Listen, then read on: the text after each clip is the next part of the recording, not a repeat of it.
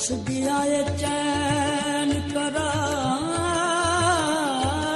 ਮੇਰਾ, ਇੱਕ ਪਾਸੇ ਤੇ ਘਰ ਸਜਣਾ,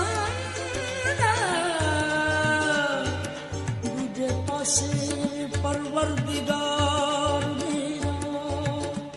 ਕਿੱਧਰ ਜਾਵਾਂ ਤੇ ਕਿੱਧਰ ਮੈਂ ਨਾ ਜਾਵਾਂ, ਉਧਰ ਰੱਬ ਤੇ ਇਧਰ ਦਿਲਦਾਰ ਮੇਰਾ।